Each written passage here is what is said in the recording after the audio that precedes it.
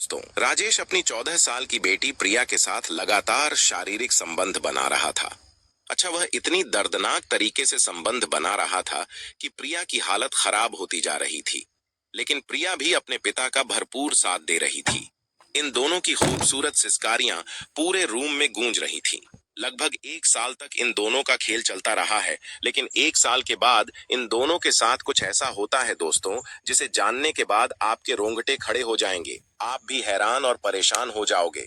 इसीलिए दोस्तों, इस कहानी में आप अंत तक बने रहे।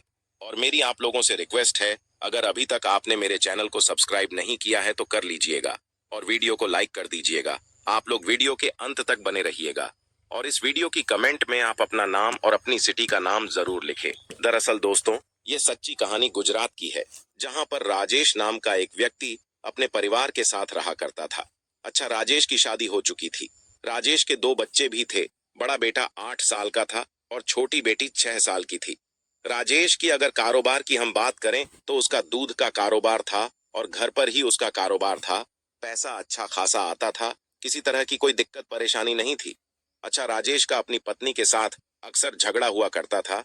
जब वह रात में अपनी पत्नी के साथ संबंध बनाया करता था तो उसकी पत्नी एक ही बार राजेश को संबंध बनाने देती थी, लेकिन जब राजेश दूसरी बार संबंध बनाने की कोशिश करता था तो उसको मना कर देती थी और संबंध बनाने नहीं देती थी। इस पर राजेश को गुस्सा आ जाया करता था। वह उससे मारपीट शुरू कर देता था, उसको गाली गलौज देना शुरू कर देता था। एक दिन दोस्तों, मामला इतना बढ़ जाता है कि उसकी पत्नी राजेश को छोड़कर और अपने दोनों बच्चों को लेकर अपने मायके चली जाती है और राजेश से कहती है कि मैं तुम्हारे साथ एक पल भी नहीं रह सकती हूँ, तुमसे तलाक ले लूंगी। अब राजेश अकेला हो जाता है। घर उसको काट खाने को दौड़ने लगा था। ये सोच रहा था कि आखिर क्या किया जाए। लगभग इस तरीके से 6 महीने का समय गुजर जाता है। 6 महीने के अंदर राजेश अपनी पत्नी से 2 बार मिलने के लिए जाता है और उसको मनाने की कोशिश करता है और उसको वापस लाने की कोशिश करता है, लेकिन उसकी पत्नी उसकी एक ना सुनती है और कहती है कि मैं तुम्हारे साथ एक पल भी नहीं रह सकती हूँ, तुम यहाँ से चले जाओ। जब राजेश अपनी पत्नी की यह बात सुनता है तो वापस चला जाता है। अब यही सोचने लगता है कि आखिर अब क्या करेगा वह, क्योंकि वह तो अकेला हो चुका था। जो उसकी शारीरिक जरूरतें हैं, अब कैसे उसकी पूरी होंगी। इसीलिए उसने एक प्लान बनाया और अपने दोस्त से कहा कि वह दूसरी शादी करना चाहता है। उसके लिए कोई ऐसी महिला बताएं जो उससे शादी कर सके। उसके दोस्त ने कहा कि आप मुझे 1 महीने का समय दे दीजिए, मैं 1 महीने के अंदर ऐसे कोई महिला बताऊंगा जो आपसे शादी कर सके। 1 महीने के बाद उसके दोस्त ने एक ऐसी महिला बताई जो विधवा थी। उसके पति का एक्सीडेंट हो चुका था, वो दुनिया से जा चुका था। अच्छा, उस महिला की एक 12 साल की बेटी थी जो उसी के साथ रहा करती थी। जब उसके दोस्त ने यह कहा कि उसकी एक 12 साल की बेटी है और वह महिला विधवा है और शादी करना चाहती है, तो तुम्हारे लिए यह औरत बिल्कुल परफेक्ट रहेगी, आप इससे शादी कर लो। राजेश को उसकी बात पसंद आ जाती है और वह कहता है कि ठीक है, मैं तैयार हूं। अब कुछ दोस्त वगैरह मिलते हैं और मिलने के बाद एक मंदिर में जाकर राजेश उस महिला से शादी कर लेता है। अब राजेश उस महिला को अपनी दुल्हन बनाकर घर लेकर आ जाता है। इन दोनों का वैवाहिक जीवन बड़े अच्छे से गुजर रहा था। राजेश की शारीरिक जरूरत है पूरी होने लगी थी, उसे महिला की शारीरिक जरूरतें पूरी होने लगी थीं। उस महिला की भी शारीरिक जरूरतें पूरी होने लगी थीं। किसी तरह की कोई दिक्कत परेशानी नहीं थी। अच्छा, राजेश का जो कारोबार था वह काफी अच्छा कारोबार था। पैसे से लेकर तो किसी तरह की कोई दिक्कत होती ही नहीं थी। जो 12 साल की लड़की होती है जिसका नाम प्रिया होता है, वह भी इन्हीं के साथ रह रही होती है।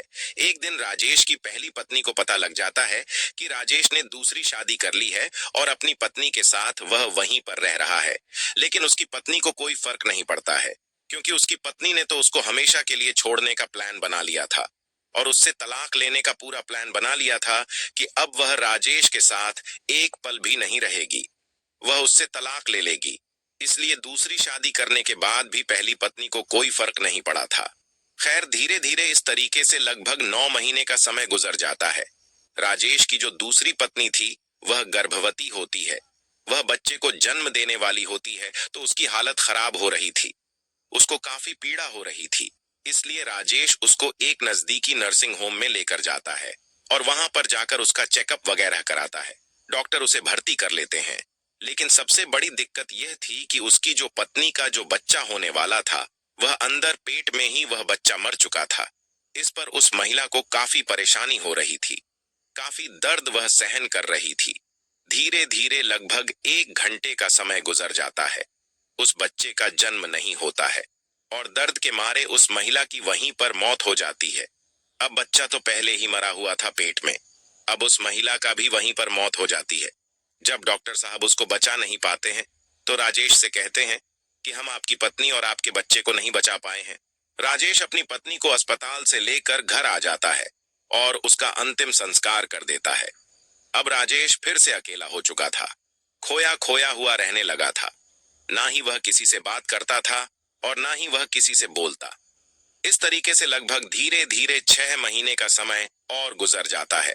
उसकी सौतेली बेटी लगभग 14 साल की हो चुकी थी। एक दिन राजेश घर पर अकेला बैठा हुआ होता है। उसकी सौतेली बेटी नहाने के लिए बाथरूम जाती है और जब बाथरूम से बाहर निकलती है तो उसका पूरा शरीर भीगा हुआ था। उसके कपड़े भीगे हुए थे, उसके भीगे हुए कपड़ों में पूरा शरीर नग्न दिख रहा था। जब राजेश की नजर अपनी सौतेली बेटी के ऊपर जाती है तो उसका दिमाग खराब हो जाता है। वह सोचने लगता है कि आखिर यह जो इसका शरीर है, इतना गदराया हुआ शरीर है, आखिर अगर यह शरीर उसे मिल जाए तो उसकी जिंदगी ही बदल जाएगी। क्योंकि वह यह सोच रहा था, यह तो उसकी सगी बेटी तो है नहीं, उसकी दूसरी पत्नी की बेटी है, उसकी सौतेली बेटी है। अगर यह उसके साथ गलत काम करेगा तो कोई दिक्कत परेशानी नहीं है। अब वो यही सोच रहा था, तो उसने अपने दिमाग में एक खौफनाक प्लान बनाया। उसने सोचा कि इसको ब्लू फिल्म दिखा के इसको सबसे पहले लत लगाई जाए और जब उसको ब्लू फिल्म की लत लग जाएगी तब उसके साथ बड़ी आसानी से संबंध बना लेगा। अब एक दिन जो है वह बैठा हुआ था, वह अपनी सौतेली बेटी को अपने पास बुलाता है और बैठता है और मोबाइल में जो है तरह तरह की वीडियो चलाने लगता है, ब्लू फिल्म चलाने लगता है। जब उसकी सौतेली बेटी यह सब देखती है तो वह नाराज हो जाती है और कहती है कि नहीं पापा, यह क्या देख रहे हो, आप तो गंदे हो। तो राजेश कहता है कि नहीं बेटा, यह सब अच्छा है और आगे चलकर आपको बहुत अच्छा लगेगा, आपको इससे बहुत सीख मिलेगी। तो उसकी बेटी भी उसकी बात सुनकर यह सब वीडियो देखने लगती है। वीडियो देखते देखते वह उत्तेजित हो जाती है, राजेश भी उत्तेजित हो जाता है, लेकिन वह यह नहीं सोचता है कि वह अब भी उसके ऊपर हाथ डालें। वह सोचता है कि कुछ महीने और गुजर जाएंगे, उसके बाद वह उसके ऊपर हाथ डालेगा। अब उसकी सौतेली बेटी को यह सारी वीडियो अच्छी लगने लगी थी। वह कभी कभी अपनी सौतेले बाप से फोन लेकर गंदी वीडियो ब्लू फिल्म देखा करती थी। अब इस तरीके से लगभग 1 महीने का समय गुजर जाता है, जो प्रिया को अब ब्लू फिल्म देखने की लत भी लग चुकी थी। राजेश को अंदाजा हो चुका था कि उसको अब ब्लू फिल्म देखने की लत लग चुकी है। अब यह सही समय है उसके साथ संबंध बनाने का। तो एक दिन रात में राजेश अपनी सौतेली बेटी को अपने पास बुलाता है और अपने पास सोने के लिए उससे कहता है कि तुम मेरे पास सो जाओ, आज हम दोनों एक साथ ही सोएंगे। वहीं पर यह दोनों लेटे हुए थे और ब्लू फिल्म देखने लगते हैं। उसके बाद जो प्रिया है वह उत्तेजित होने लगती है, राजेश भी उत्तेजित होने लगता है, उसके शरीर पर हाथ फेरने लगता है, उसको जगह जगह से छूने लगता है और राजेश एक ही झटके में अपनी सौतेली बेटी को निर्वस्त्र कर देता है। उसके शरीर पर एक भी कपड़ा नहीं होता है। यह सब प्रिया को अच्छा लग रहा था, क्योंकि प्रिया ने जो सब वीडियो में देखा था वह वैसा ही राजेश उसके साथ कर रहा था। क्योंकि वीडियो में वह सब जान चुकी थी कि आखिर इसमें होता क्या है, कितना मजा आता है, कितना क्या होता है। यह सब प्रिया वीडियो देख देख कर जान चुकी थी और उसको ब्लू फिल्म देखने की लत भी लग चुकी थी। अब राजेश भी अपने कपड़े उतार देता है और लगातार उसके साथ छेड़खानी करने लगता है। लगभग 15 मिनट के बाद वह उसके साथ संबंध बनाने लगता है। अच्छा, प्रिया को शुरू में तो अच्छा नहीं लगता है, उसको दर्द होने लगता है। वह कहती है कि पापा मुझे छोड़ दीजिए, मुझे बहुत दर्द हो रहा है। लेकिन यह इंसान उसे कहाँ छोड़ने वाला था। ये लगातार उसके साथ शारीरिक संबंध बना रहा था, इतनी दर्दनाक तरीके से संबंध बना रहा था कि प्रिया की चीख निकलने लगती है, वह रोने लगती है। उसके बाद आधे घंटे तक यह संबंध बनाता है और जब यह थक जाता है तो उसे छोड़ देता है। उसके बाद वहीं पर यह दोनों सो जाते हैं। फिर अगला दिन होता है, राजेश अपनी सौतेली बेटी को फिर से अपने पास बुलाता है, फिर से ब्लू फिल्म दिखाता है और फिर से उसके साथ संबंध बनाने लगता है। अच्छा, आज जब राजेश उसके साथ संबंध बना रहा था तो प्रिया को भी अच्छा लग रहा था। उसको भी एंजॉय आ रहा था। वह भी अपने पिता का भरपूर साथ दे रही थी। यह राजेश अपनी सौतेली बेटी के साथ लगातार शारीरिक संबंध बना रहा था। इस तरीके से अब इनका जो खेल है अब रोज चलने लगा था। अब प्रिया को भी यह सब अच्छा लगने लगा था। वह भी राजेश के साथ रोज संबंध बनाया करती थी। लगभग धीरे धीरे अब 8 महीने का समय गुजर जाता है। प्रिया एक दिन आंगन में खेल रही होती हैं। अब पड़ोस की महिलाओं की नजर प्रिया पर पड़ती है। वह उसके पास आती है और उसका बढ़ा हुआ पेट देखती है तो उन महिलाओं को समझने में ज्यादा वक्त नहीं लगा कि प्रिया गर्भवती है। इसलिए वह प्रिया को लेकर एक पास के नर्सिंग होम में जाती है और वहां पर जब उसका चेकअप करती है तो डॉक्टर यह पुष्टि करते हैं कि प्रिया 8 महीने की गर्भवती है। जब आस पड़ोस वाले गांव के लोग जब यह सब सुनते हैं तो दंग रह जाते हैं, परेशान हो जाते हैं, उनके रोंगटे खड़े हो जाते हैं। अच्छा, उन्हें पड़ोस में से एक व्यक्ति जो है पुलिस को इत्तिला कर देता है, क्योंकि यह पोक्सो एक्ट का मामला था, नाबालिग लड़की का मामला था। जब पुलिस यह खबर सुनती है तो तुरंत पुलिस वहां पर पहुंच जाती है और लड़की को अपने कब्जे में ले लेती है। लड़की से पूछताछ करने लगती है कि आखिर बेटा तुम्हारे साथ यह सब किसने किया है, क्या तुमने अपनी मर्जी से यह सब करवाया है? क्योंकि लड़की अभी न समझ थी और गर्भवती हो चुकी थी, इसलिए लड़की जो है बताने में थोड़ा हिचकिचा रही थी। लेकिन जब उससे थोड़ा सख्ती से पेश आती है पुलिस तो वह टूट जाती है और पूरी कहानी बताती है कि जो उसके सौतेले पिता राजेश है वह उसके साथ रोज रात में यह सब हरकत करते हैं और उसको ब्लू फिल्म दिखाया करते हैं। जब पुलिस यह बात सुनती है और पूरे गांव वाले जब यह बात सुनते हैं तो दंग रह जाते हैं, परेशान हो जाते हैं, उनके पैरों के नीचे से जमीन खिसक जाती है। अब तुरंत ही राजेश को पुलिस गिरफ्तार कर लेती है और उसको थाने लेकर जाती है और सबसे पहले तो उसकी कुटाई की जाती है। बढ़िया तरीके से डंडों से उसको मारा जाता है। उसके बाद उससे पूछताछ की जाती है और पूरी कहानी जब राजेश बताता है तो पुलिस भी दंग रह गई और गांव वाली भी दंग रह गए।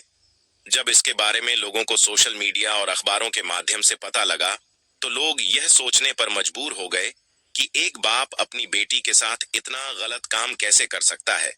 इस बाप ने रिश्तों को ही शर्मसार कर दिया, रिश्तों को ही तार तार कर दिया। लोग बड़े हैरान थे, परेशान थे। बाकी राजेश के ऊपर पोक्सो एक्ट का मामला दर्ज करके इसको जेल भेज दिया जाता है और इसको उम्र कैद हो जाती है। अब ये अपने गुनाहों की सजा जेल में भुगत रहा है। बाकी दोस्तों, मेरा मकसद आप लोगों को परेशान करना या फिर हैरान करना नहीं था। मेरा मकसद सिर्फ आप लोगों को सचेत करना और जागरूक करना था कि लोग इस तरह के इस समाज में रहते हैं।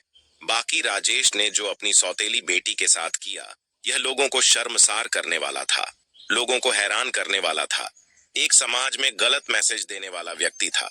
बाकी दोस्तों, इस कहानी से आपको क्या सीख मिलती है आप हमें कमेंट सेक्शन में जरूर बताइएगा। मिलते हैं एक नई वीडियो में। आप अपना और अपने परिवार का ख्याल रखें। धन्यवाद। रिफ्रेश हो गया, ये देखिए $1535.48 बने हैं, जो कि मैं लॉन्ग वीडियो डाल करके बना